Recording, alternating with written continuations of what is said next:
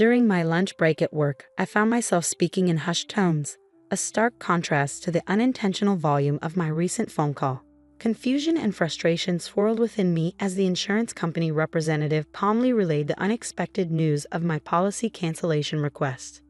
This wasn't something I had arranged. My insurance journey began through the persuasion of my sister-in-law Rachel, an insurance agent. She recommended a savings-oriented life insurance policy, albeit at a premium rate. As Stella, a 40-year-old office worker, residing with my husband and daughter, today had already presented its challenges.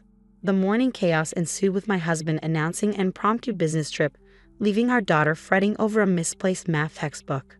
Amidst the flurry, I couldn't hold back a remark about preparation. While Amy quickly apologized and promised better care, my husband's grievances rang louder, his focus on missing socks irking me. In the heat of the moment, as he packed, I couldn't help but wonder about his frequent business trips and the sudden preference for casual attire.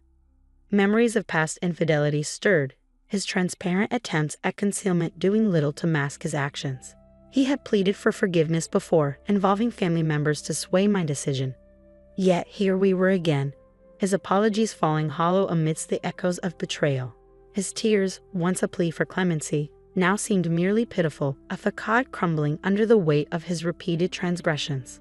"I've had it," I declared to my husband, my voice firm with resolve. "If there's another issue, we're done." With those words hanging in the air, I handed him the divorce papers to fill out and took charge, transferring all our savings into my account. Despite forgiving him, any love I once felt had evaporated. My husband's selfishness had worn me down. His neglect of our daughter Amy and his inability to prioritize her well-being or spend quality time with her had eroded my patience. But for Amy's sake, I planned to endure a while longer before initiating divorce proceedings.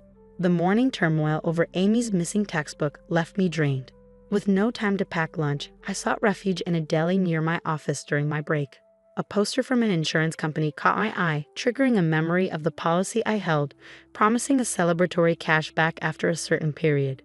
The anticipation of this bonus brought a glimmer of excitement, igniting my thoughts of how I could use the money, perhaps for new fall clothes for Amy. Yet my optimism was short-lived. A visit to the bank to update my passbook revealed no celebration money, and to my surprise, this month's insurance premium hadn't been deducted. Suspicion crept in, fueled by my husband's shady actions earlier that day. A call to the insurance company, only to find my sister-in-law Rachel absent, led to another woman explaining the cancellation of my policy. Despite her assurances of paperwork being in order, I sensed something amiss. The absence of any deposit for cancellation fees further fueled my doubts. The implication that the insurance company bore no fault in the matter only heightened my suspicion. It was clear. I needed to make my stance unequivocally clear. I had never intended to cancel my policy, and I made that clear when I called the insurance company back. "You better confirm with Rachel," I insisted before abruptly ending the call. With my lunch break slipping away, I barely had time to touch the food I bought from the deli. But hunger was the least of my concerns. I had more pressing matters to address. Seeking permission from my boss to leave early, I swiftly wrapped up my remaining tasks before departing the office ahead of schedule. Dialing my husband's number, I steeled myself for his response, fully aware that he might be busy at work. "Stella, why are you calling?" "I'm at work," he grumbled upon answering, the cheerful music in the background a stark contrast to his demeanor. Frustration bubbled within me as I confronted him about the cancellation of my life insurance policy. "This is absurd," I snapped, my suspicions weighing heavily on him and Rachel. "I might have been scammed, and I'm considering involving the police." His admission took me aback. "It was me, okay," he confessed, catching me off guard with his sudden honesty. But any relief was short-lived as anger simmered beneath the surface. "So it was you," I retorted sharply. "Where's the cash value then?" His response about using it to support his mother only fueled my frustration. "Support?" I repeated incredulously. "Did something happen to her? Why does she suddenly need money?" "No, she just wants to take family trips to holiday resorts now and then," he explained nonchalantly, as if it were the most natural thing in the world. I was taken aback by my husband's unexpected words. "You cancel my life insurance without my consent, and you used it for travel expenses? The business trip was a lie?" I questioned, incredulous at the revelation. Yeah, I'm the beneficiary, so I don't see a problem, he boasted, his excitement palpable as he described the luxury hotel lobby he was currently in. It seemed as though being caught red-handed only emboldened him. Frustration surged within me as I attempted to reason with him. Why did you cancel without my consent? I'm the one paying the premium from my own salary, I argued, only to be met with dismissive remarks about being healthy and able to take out another policy. His lack of understanding left me with a pounding headache. Do your parents and Rachel know that you cancel my life insurance without my consent? Didn't my father-in-law say anything? I pressed, hoping for some semblance of accountability. But his nonchalant response only fueled my irritation. Rachel is obviously an accomplice. You and Rachel forged my handwriting and stamped it, right? I accused, dismayed by their apparent disregard for my consent. His attempts to justify his actions fell flat. I want to take a break and have some fun once in a while. It's okay, right? We came on a family trip and everyone's happy, he insisted, oblivious to my concerns. The exclusion of Amy and me from his definition of family stung. Isn't your family Amy and me? Insurance is for emergencies, and I'd be happier if I didn't have to use it. Shouldn't you consult me first if you want to support travel expenses? I countered, growing increasingly exasperated by his childish excuses. His refusal to acknowledge the gravity of the situation only fueled my frustration. You're making me not want to talk by getting angry like this. What a pain in the ass if you keep up this bickering, he retorted, further straining our already tense exchange. I wouldn't mind getting a divorce, I muttered under my breath, contemplating the possibility. I bet you couldn't pull it off. My husband's newfound assertiveness, perhaps fueled by the tourist ambience, didn't escape my notice. Understood, I replied tersely before ending the call. The resolve within me solidified as I silently vowed to retaliate against my in-laws and my husband for their betrayal. My patience, worn thin by years of forgiveness, had finally reached its limit. What I had once perceived as a normal family dynamic now revealed itself as a facade of deceit and manipulation. It was time to sever ties. Without hesitation, I made my way to the courthouse. Clutching the divorce papers my husband had filled out, a symbolic talisman of my newfound determination. Submitting the papers, I took the first step towards liberation. Collecting my daughter Amy from her after-school program, I broke the news gently, explaining the impending divorce. Amy's initial surprise gave way to acceptance as she processed the information. Upon arriving home, Amy's innocent question caught me off guard. So, Dad isn't coming back home anymore? She asked, prompting me to clarify the situation. Your dad won't be back tonight because he's on a business trip. We're getting divorced, so we'll be living separately, I explained gently, unaware of the depth of her understanding. Her immediate response surprised me. Then let's start packing right away, she urged, her determination evident. Confusion swept over me until her next words brought clarity. You're breaking up with Dad, right? You don't have to cry anymore. I don't like him because he's always mad, she confessed, revealing a hidden layer of her resilience. Realization washed over me as I understood her silent efforts to prevent our fights. Amy, did you always try to stop us from fighting because you didn't want me to be sad? I asked, touched by her unwavering support.